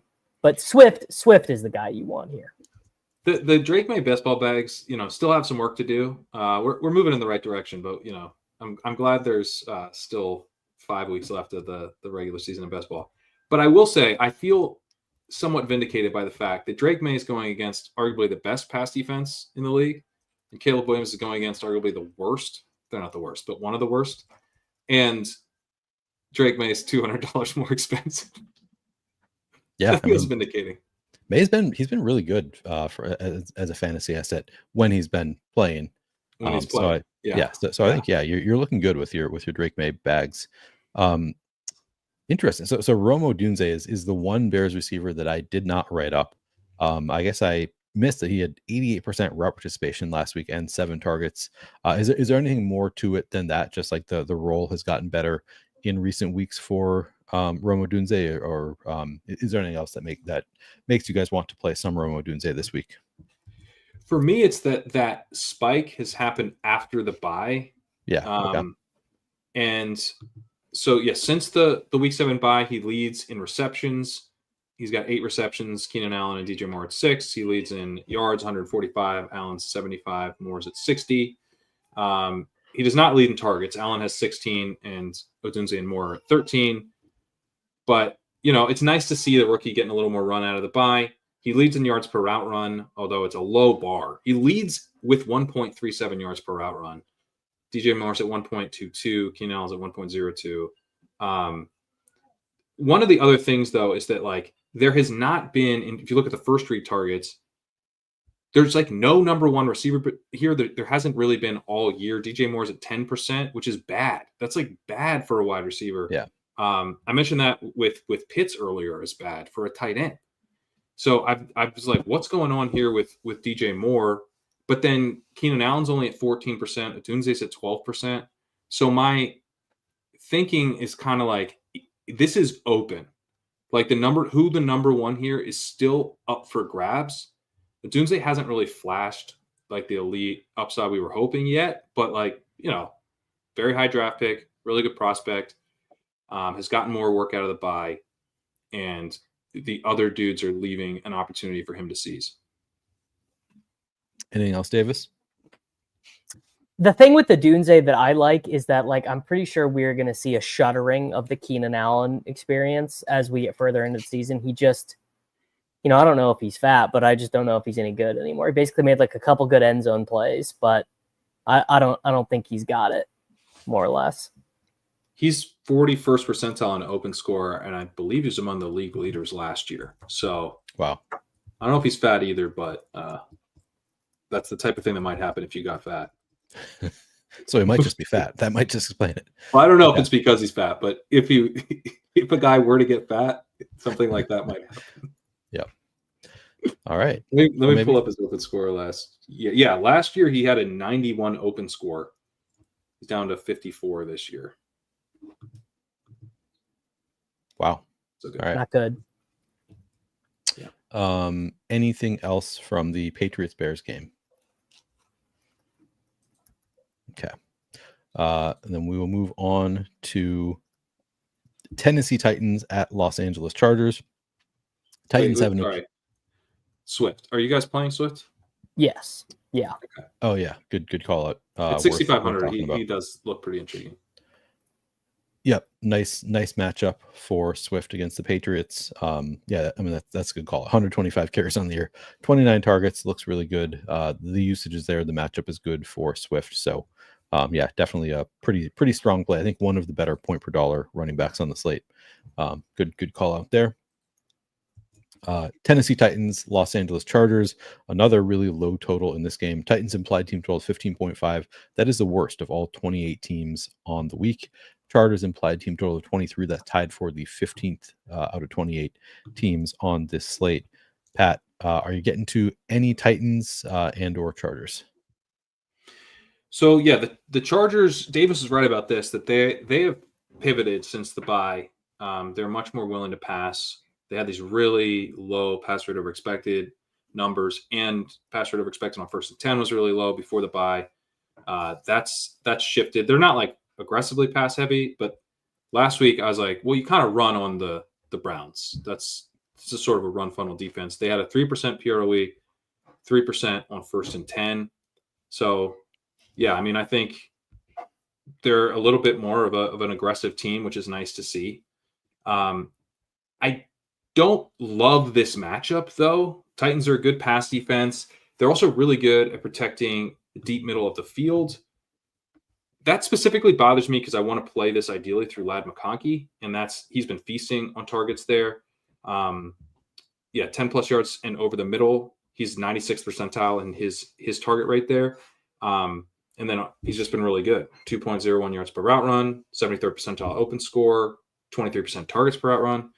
So I feel like the matchup doesn't set up as well for McConkey, who's my favorite way to play it. But I think Quentin Johnston is decent at 4,900. He's intriguing to me here. I think Dobbins is set up pretty well. He's totally playable at 7,200. But I guess I was just like a little disappointed that the Herbert McConkey stack doesn't jump out to me. Although Herbert at 5,200 seems pretty good. So do you think L'Jarius Sneed being out could help like that situation? Maybe it's a little bit better matchup than it is on paper with L'Jarius Sneed out. Yeah, that's a good point. That's a good point. Could help a bit. Possible. Yeah. The 900. You guys gonna torture yourself with QJ? Probably not. Probably should, but I just can't get myself to do it. I think Herbert is going to be who guys end up playing in cash at quarterback. I think he might, yeah. Yeah. Which is fine. Yeah. No, agreed. I thought one of Tyjae Spears or Tony Pollard maybe was going to pop. It looks like they're both on track. They're both going to play. Yeah. So then they kind of cancel each other out and become. Do we care about Spears though? Only if Pollard was out. Oh, you mean as far as he affects Pollard? Yeah, like I don't know that he affects Pollard that much. That's a good point. Yeah, that's a good. See, I wrote it up thinking Pollard was going to miss because he hadn't been practicing all week, and then he comes back to practice today, and now it's all kind of up in the air. But he didn't practice all last week, right? And then he played. Is that right? He didn't practice. Okay. I don't think he practiced all last week because I thought we were going to get Chestnut. That's right. I did too. Yeah. So what is his price tag? I didn't even because I thought he was going to be missing. Didn't look up the price Pollard tag. Is 6,900, which seems fine. Yeah, that's playable. Yeah, it's not like a huge priority, but yeah, like doesn't project super well point per dollar. So I don't know. I might get to a little bit of Pollard, but not a priority for me.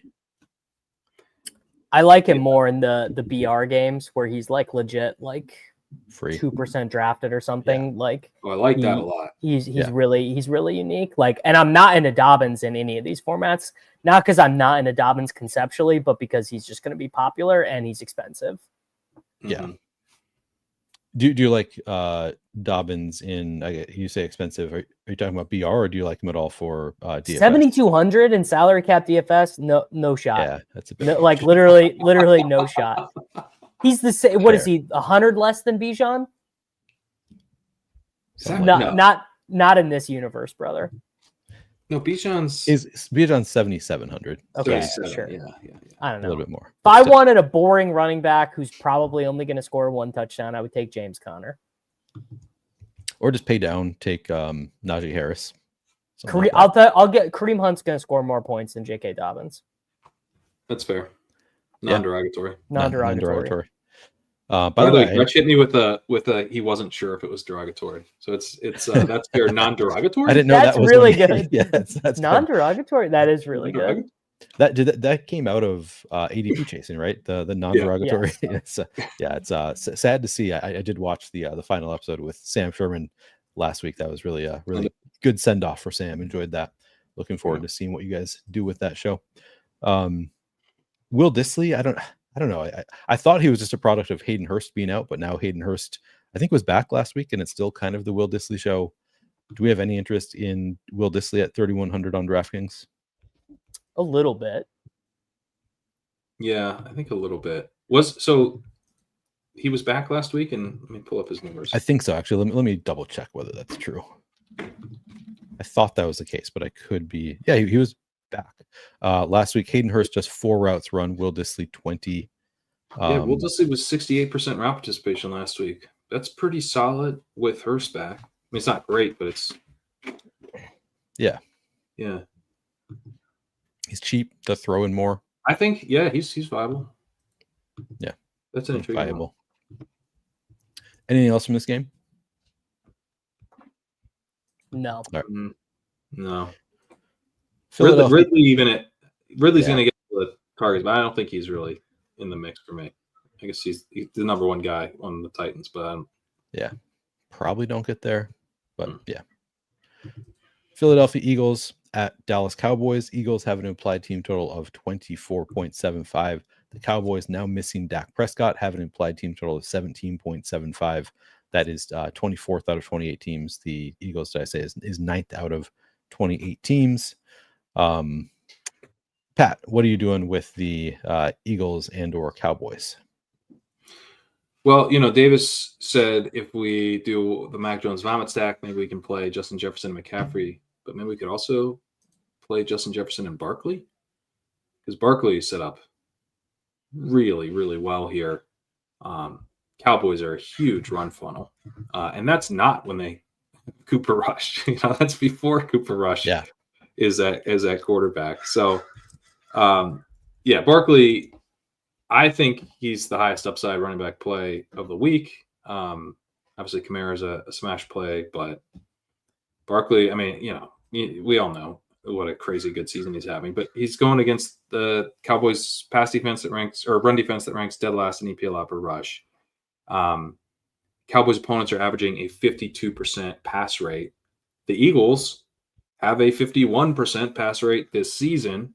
Since their week 5 bye, they've been at 46, 36, 38, 47. I was hoping they might pivot to the pass last week a little bit more. I guess they did a little bit more than they have recently, but Brown gets hurt and they lean on Barkley and it works.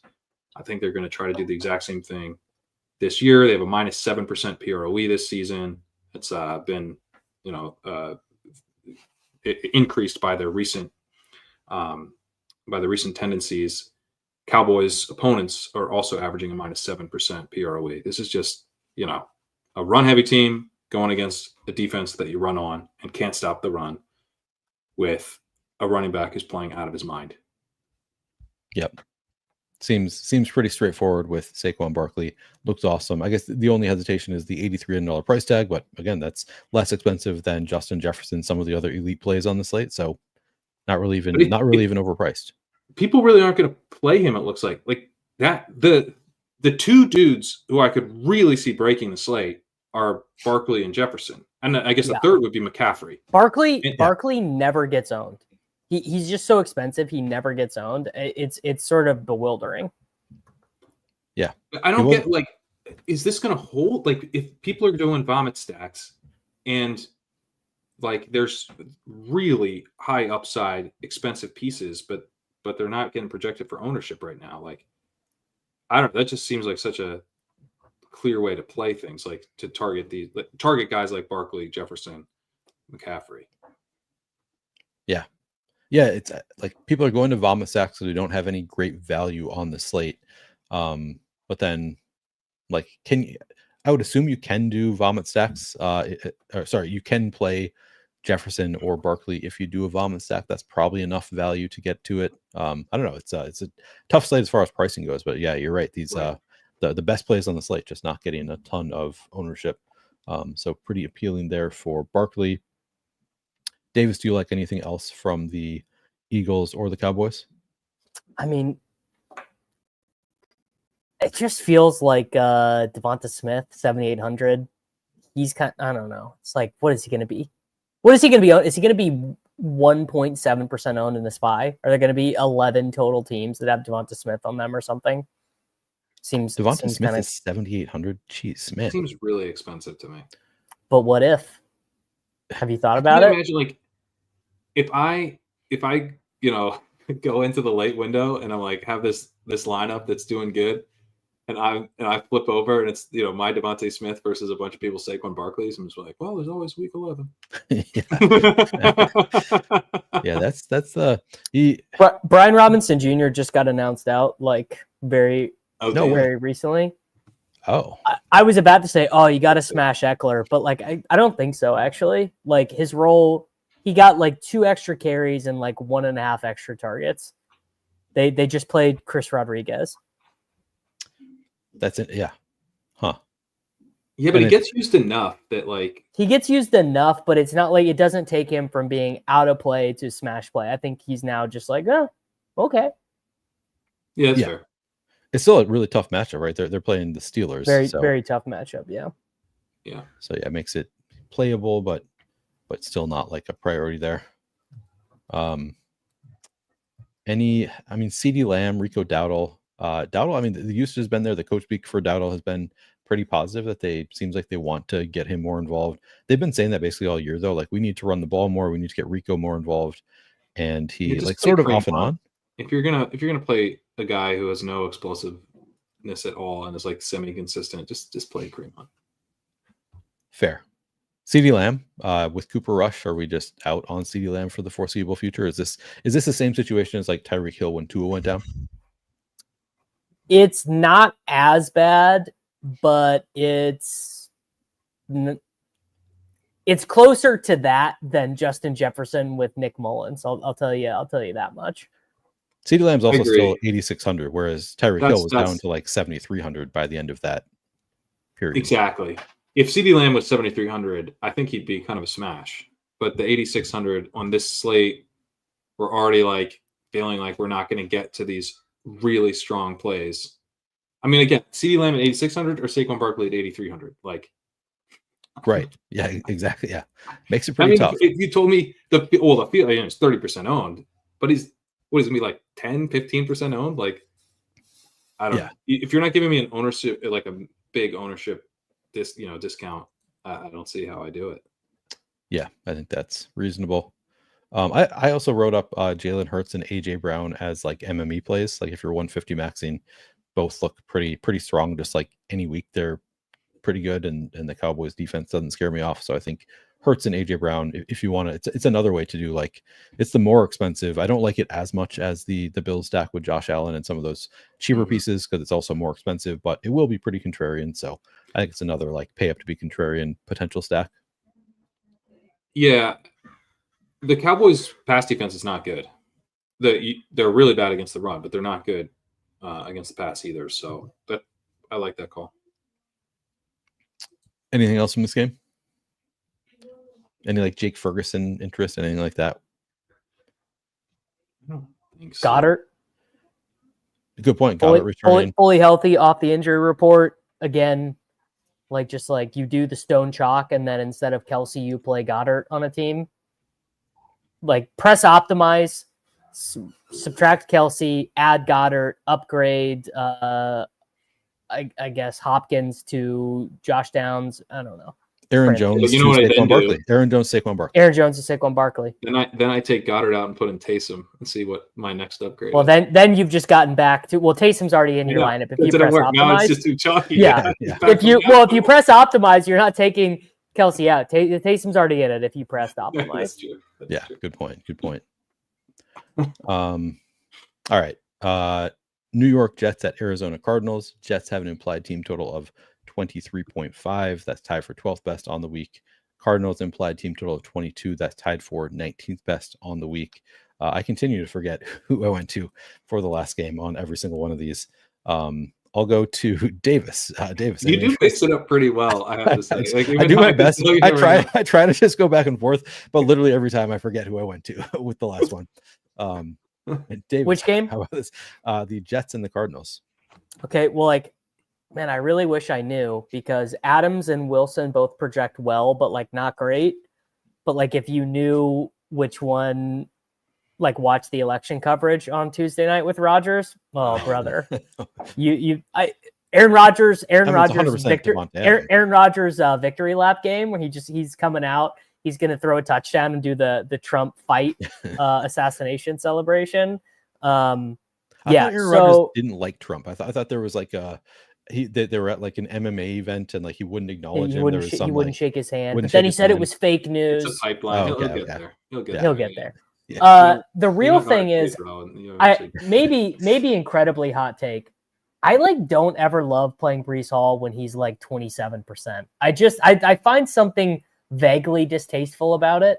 And I think it's just because I know Rodgers wants to give a touchdown to Xavier Gibson or something. Or Braylon Allen will come in when you really don't want him to. I mean, obviously he's a great play, but you could definitely make a rule this week, one of Breece Hall, Garrett Wilson, Devontae Adams on every team. You can do Rodgers stacks. You can do Rodgers doubles.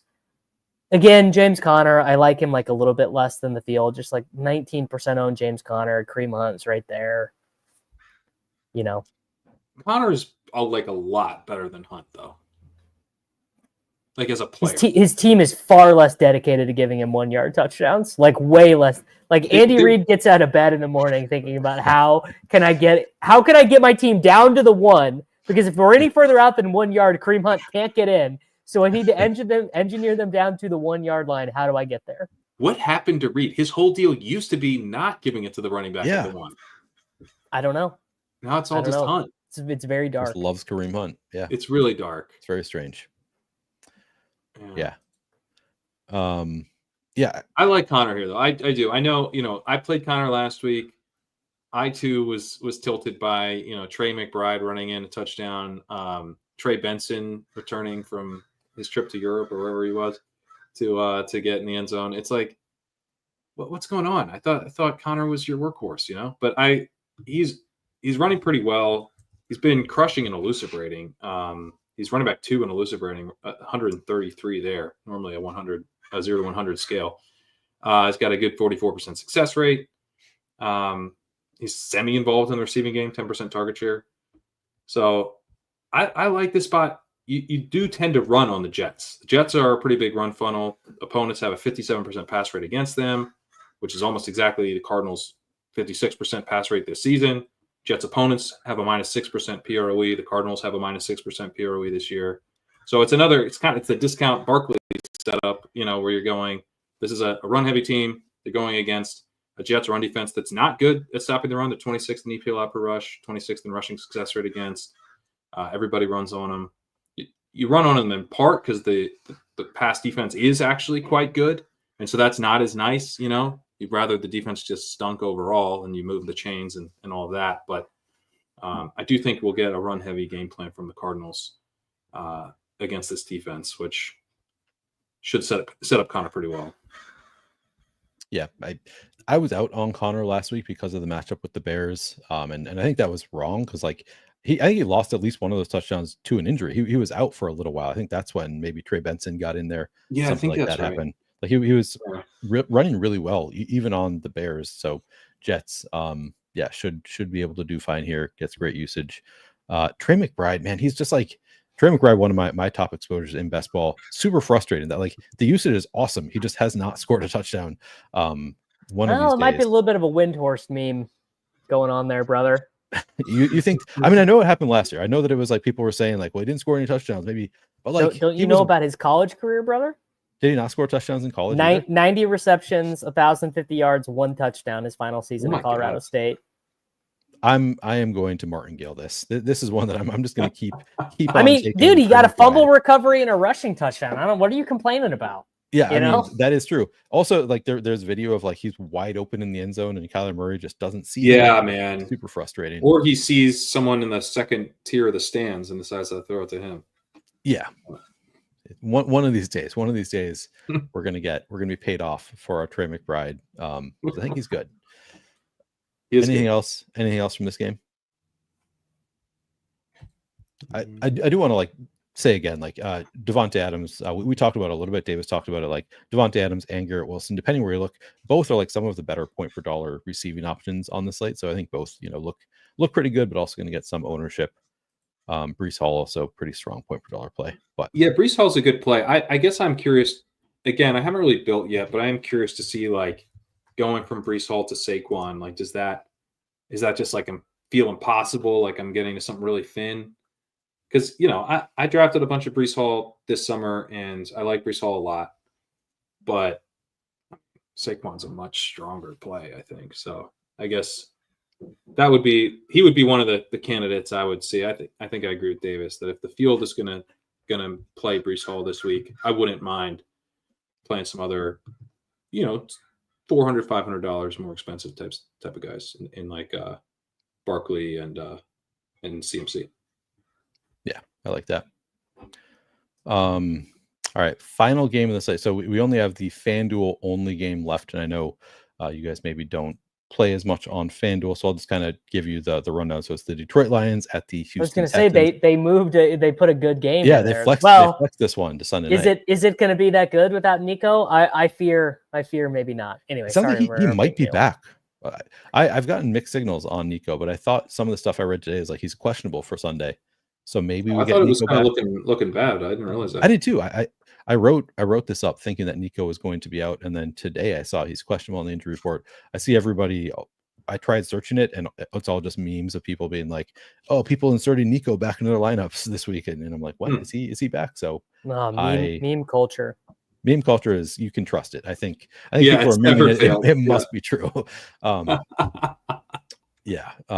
that'll throw things, a wrench in things potentially. But it's the Lions, Texans. Lions implied team total 26.5. That's the third best of the week. Texans tied for 15th with an implied team total of 23. Amon-Ra St. Brown is 9,000 on FanDuel. He's the only play I wrote up from the Lions. On the Texan side, Tank Dell, as of right now, with Nico Collins out, looks like an awesome value. If Nico Collins is out, he's only 7,200. He saw a 29% target share last week in his first game without both Stephon Diggs and Nico Collins. Still in play, I think, if Nico Collins comes back, but obviously you wouldn't expect the same kind of target share. Stroud is 7,700. He has just one game with more than 20 fantasy points this year so far, but this is also his lowest salary yet on FanDuel at 7,700. So I think he's playable because of the low salary. And then Dalton Schultz, I wrote up, only 5,400, which is pretty low on FanDuel. 19.4% target share last game without Nico Collins or Diggs. Obviously, if Nico Collins comes back, it kind of changes the equation for all of these guys. I don't know. It's both Dave Montgomery and Jahmyr Gibbs looked like kind of bad point per dollar plays. Like they rated really lowly there. So I didn't write them up.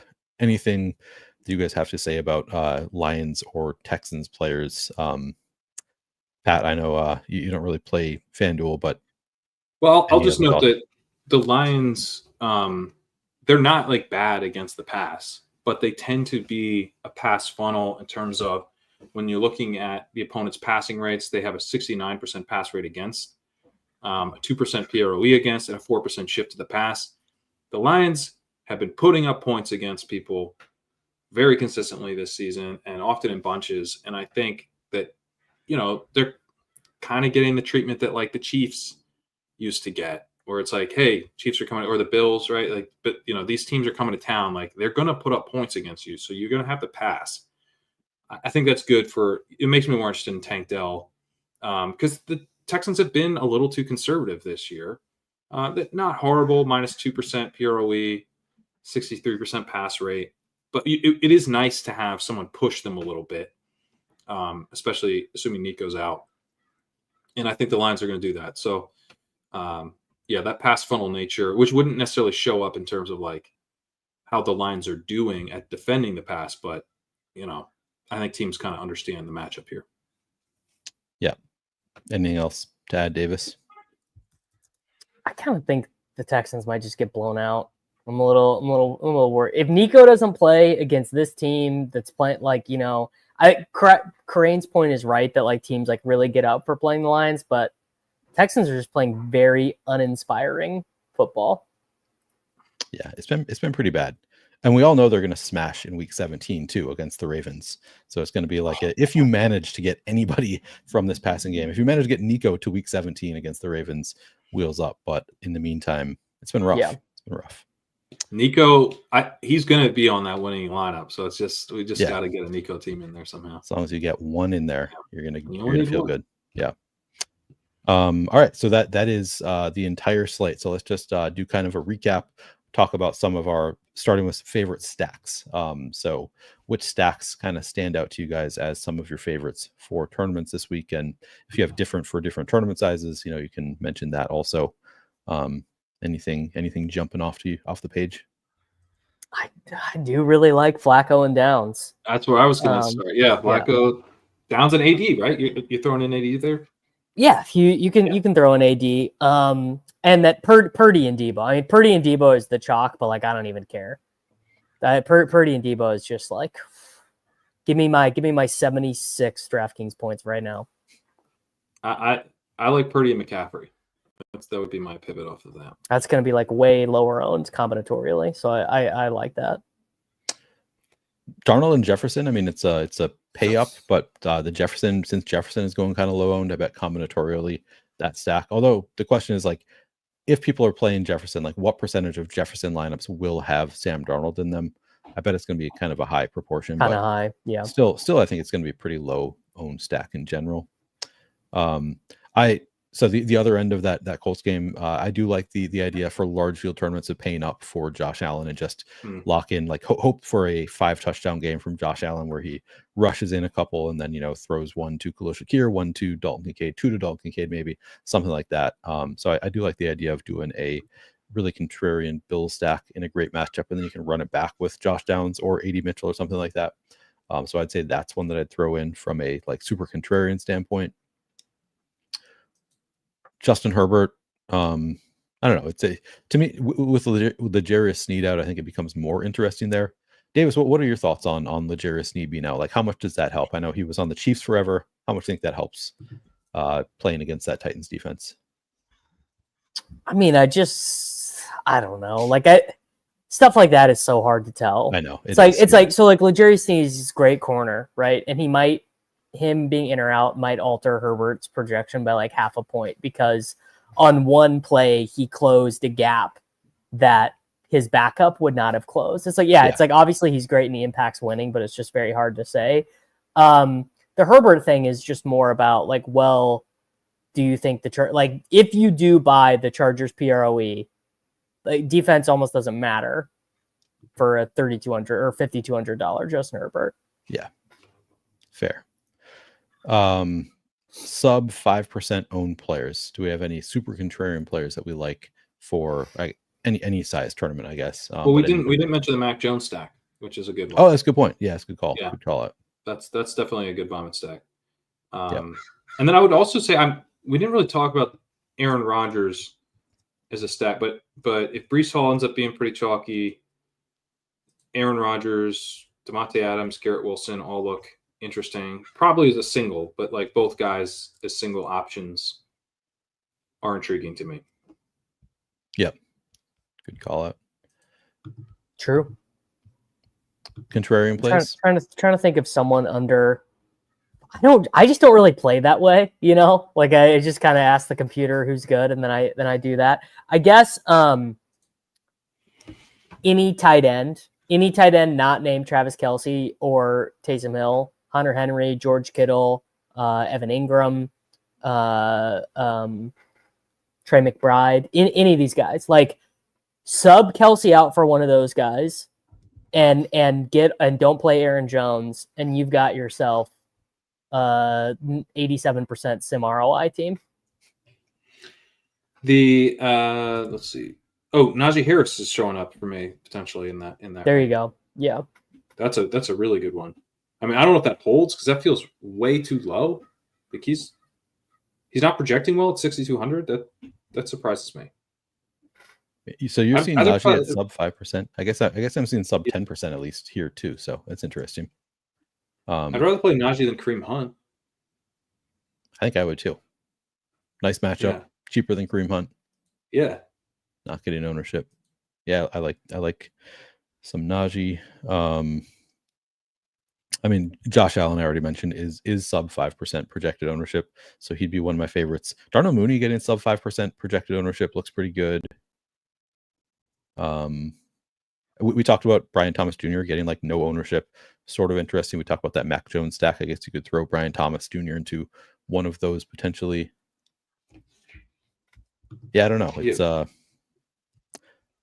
in general, unless you have a strong ball knowing read or there's something missing in the data, like the 5% game is like unnecessary. Like more often than not, the 5% is not the fancy play. It's not Devonta Smith at 7,800. It's actually Naji Harris projecting well, good matchup, but everyone hates Naji Harris, so no one plays him. That is much more often. What's a good example? Mac Jones, great example. Projections say he's good. The team total did not move much. I think it moved a point, maybe not even a full point, actually. And it's still, I mean, their team total is a touchdown better than the Titans, for example, against the Vikings. Those are kind of the 5% plays to make based on my experience. Evan Ingram, yeah, he's around 5%. I think a pretty good play. I mean, just writing him up, I'm like, man, Evan Ingram could get a lot of targets. Like Mac Jones or not, like he could get a lot of targets here. So he's definitely. Yeah, I'm going to end up playing Mac Jones and Evan Ingram this week, guys. I think last week it was I think both like Derrick Henry and Saquon Barkley were those like sub 5% ish plays because they were so expensive and nobody wanted to get there and they qualified. Barkley might be that's sub exactly 10 this week. Yeah, that's exactly the type that Davis is describing. Romo Dunze is sub 5%. You talked about liking him a bit. He's coming in really low owned, so I guess he's another one that we could think about that we talked about. And Caleb might be. Well, that's a good one because that is, you could point to the projections very easily being wrong on Rome, which is just the projections don't know that Keenan Allen is getting soft benched. Yeah. Right. Yep. Yeah, and Caleb's been really good at times, right? He's not been. It's a little Kyler-y where he's like when he's bad, he's bad. When he's good, he's really good. True. And this, a lot of his good games have been in incredibly soft matchups, but he gets another incredibly soft matchup this week. Yeah, that's good. Good call out. Target players in soft matchups. You heard it here down. first. I put that down in my notebook. Nice. Love that. Love that note. No, seriously. Like it's you guys, it's so funny. The more advanced that DFS analysis gets, the how you do lose shit like that. Like when, the sim rates, I'm like, it's like, well, actually, this guy's just playing against a crappy team. This guy just the brutalist. It's like, that's why I'm like, how is Barkley not chalky this week? Like he's going against the worst running defense in the league, and they have Cooper Rush. They can't possibly push back. The team's pivoted to the run. The whole offense is built around him. I'm like, my whole best ball season is like in flames because of this dude.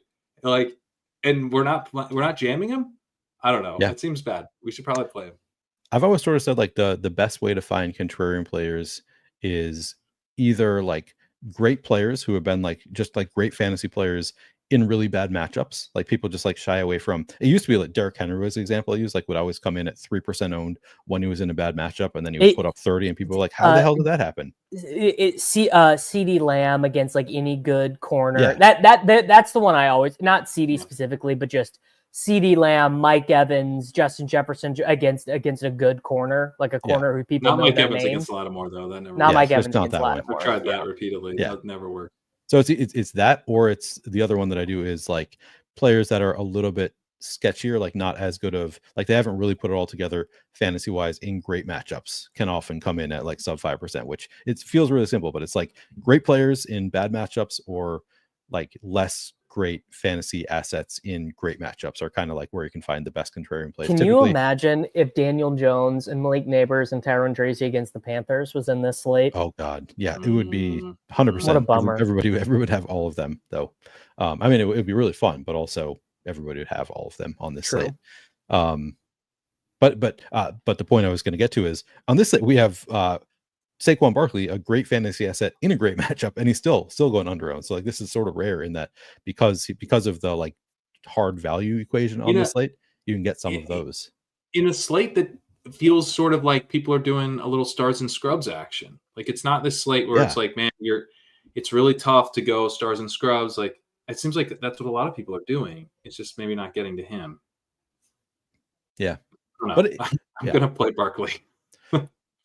See, I feel like it's less stars and scrubsy, and so it's so funny. Like I'm not going to play Barkley. I already know. I can already see it in my future. I know what I'm going to do. 35. I'm gonna play Justin Jefferson. Justin Jefferson is going to have 8 receptions for 117 yards in the first half. He's going to get 1 catch for 22 yards on the first drive of the second half, and then we're not going to hear from him again. And I'm going to have to watch Barkley, like basically like find a new element on the elemental table while doing a touchdown run, and I'll be like, maybe I'll get to 11%. Yeah, he's gonna start glowing. The circle's gonna go like it's all It's gonna be looks like Sonic the Hedgehog out there, just like completing side quests. Did you guys see the Jahmyr Gibbs clip, the Sonic clip? No. That was good. That was very good. Let me see if I can find it very quickly. Man, you want to talk about a team that has all the vibes going for it? The Detroit Lions. Yeah. Yeah. They All right, I want a final answer, and then let's get out of here. All right. Evan Ingram and Mac Jones or Joe Flacco double stack with Downs and Mitchell. You have one entry in the SPY. Those are your vomit stack options, and you can only choose those two. So it's Evan Ingram and Mac Jones. Do I have Jefferson in there? Yes. So let's say that's the salary constraint. Yeah. I think that's what I'm doing. I think I probably am too. I think that's somewhat better. I'm going to post this into chat. It is Crane. That was really good. That was worth digging up. Good.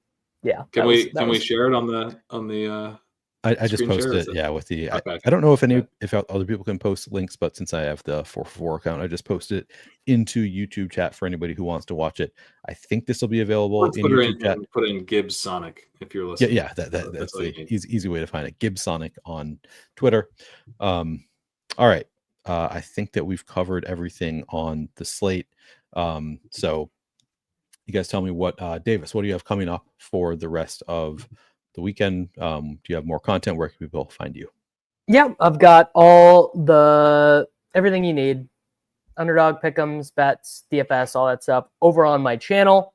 And I'll be live Sunday morning running the Sims. I'll be trying to find the perfect lineup to not play Saquon Barkley in. The highest possible Sim ROI lineup that doesn't have Saquon Barkley in it on Sunday morning. Yeah. Perfect. Pat, how about you? The walkthrough over on legendaryupside.com covers a lot of the notes that I was sharing today. The London game and the Vikings game are all above the paywall. Also, Matt Irby's Quick Slant covering the Monday Night Football games. Have you covered there? Weekly rankings, rest of season rankings, Stephanie Miller's Fabulous Football Waiver Wire article, all your redraft weekly needs over at legendaryupside.com. I also narrate the walkthrough on a private audio feed if you guys are soothing. into that. You should sign up for it. It's very soothing. I bet. Yeah, I should sign up for that. I did a Daniel Day-Lewis impression. I listen to it every week. That's fun. Do you do the I drink your milkshake? I don't know. I didn't do the I drink your milkshake. I said that he was drinking his milkshake, and then I think people were probably like, "Oh, I should have done it," and then I go, "Yeah, he drank it up." I like that part too. Yeah, that's good. Yeah. All right. And I have my tournament article is up at 4for4 already. So if you want to read a game by game breakdown, probably need to update it with some of the news that we've gotten today. I'll be doing a cash game article, probably not coming out until tomorrow on 4for4. And then on my own YouTube channel, The Flannelverse, I'll be doing a breakdown of Sunday Night Football Showdown prior to lock, 90 minutes prior to lock. That is when I'll start it. Also might do something for the London game. I haven't figured out if I'm going to have time to do it, but I'm hoping to do something on my own YouTube channel for the London Sunday morning game as well. So that's where you can find me. And of course, you can find Davis on Twitter at DavisMatic, Pat on Twitter at Pat Corain, and me at PlayerQDFS. Check it out if you have not already followed us there. Give us some follows. And of course, like the video, subscribe to the 4for4 YouTube channel if you haven't, all that good stuff. Thanks, guys. Thanks, Pat. Thanks, Davis. Fun stream. We will catch you next Friday afternoon.